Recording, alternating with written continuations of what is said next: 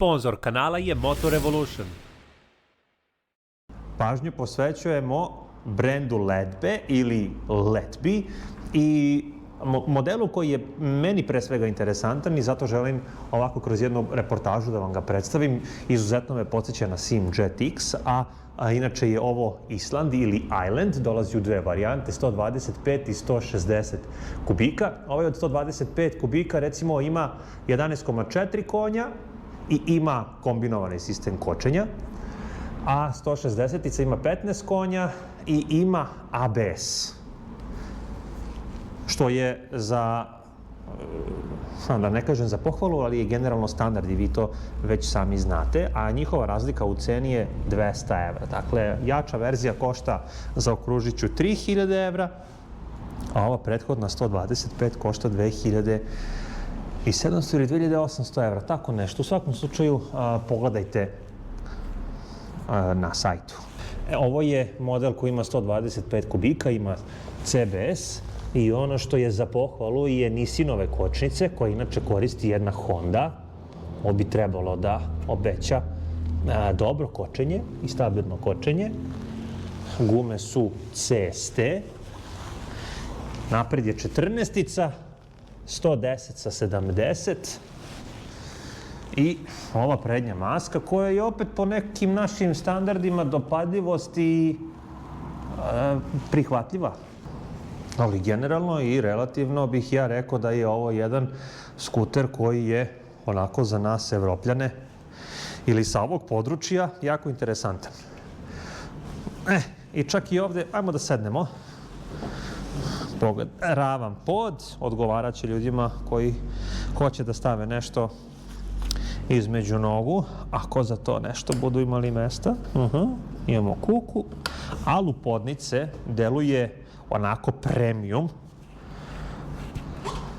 i ima mesta, boga mi, ima mesta, osjećam se komotno, osjećam se udobno, a sama ova maska me opet podsjeća na jedan Simjet X, pa čak i po kvalitetu dugmića ili na Hondu PCX od prethodne godine. Imamo start-stop sistem, jako lepo i zahvalno. Fabrika kaže da je prosečna potrošnja oko 2,5 litre. I opet kroz pokrivalicu ću vam pokazati kako izgleda taj ekran. I ima, ako sam ja to dobro vidio na ekranu, a siguran sam da jesam, senzore pritiska u gumama. Lep, šipka stil upravljač.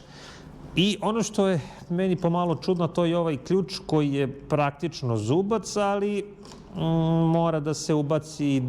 Izgleda kao bežični, ali praktično i to nije.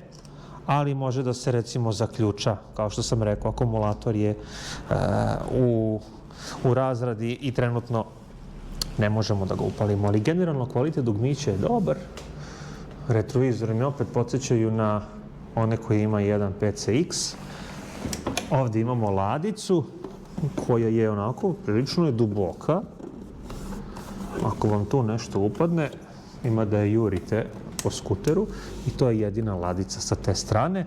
Inače, plastika je korektna, iako je ova neka šampanjac boja ili siva, onako pomalo i suva, ali opet ima neki sjaj i stvarno je dobro. Nemam zamerki za plastičicu, ne fali ništa. Nogostup za suvozača je fin, ima ga, nije da ga nema, poslužit će. Mesto ispod sedišta je ono što je za diskusiju, jer pretpostavljam da ovde može da se smesti neka omanja jet kaciga. Što jes, ali dobro je to što se bar gepek otvara do ručica. Ali opet i pretpostavljam da sve što je potrebno dodatno staviti, da to može da se kompenzuje na ovom ovde mestu. Rezervoar za gorivo, tu je, možda će mu i težište onda biti tu negde, pozadi, nosač za kofer i imamo gasne amortizere i vidim da ove opruge ne mogu da se šteluju. Nazad imamo točak od 13 inča i 130 sa 70. Dakle, opet imamo neki standard za ovu kubikažu. Sedište je skroz u redu za grad. Još ako se stavi ovde kofer, to može da izgleda jako lepo. Još neke specifikacije.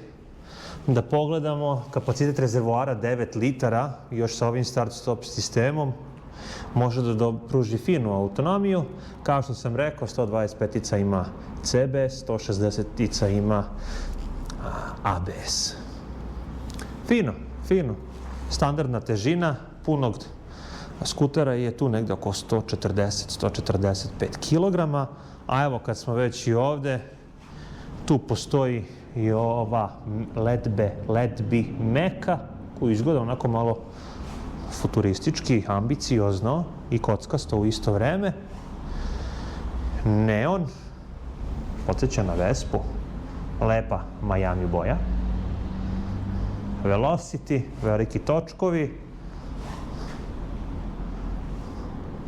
Beverly kopija.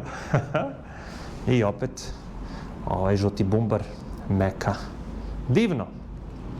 To su Ledbi skuteri, Ledbi modeli. Tu je i Artur. Ovo je već ozbiljna mašina. Ostavljamo to nekome ko se bolje razume u te stvari. Vraćamo ovo na mesto. I dame i gospodo, Ledbi. Šta mislite o ovom brendu? Šta mislite o ovim proizvodima? Da li ima mesta za njih kod nas na tržištu? Napišite u komentaru. Pozdravljam vas.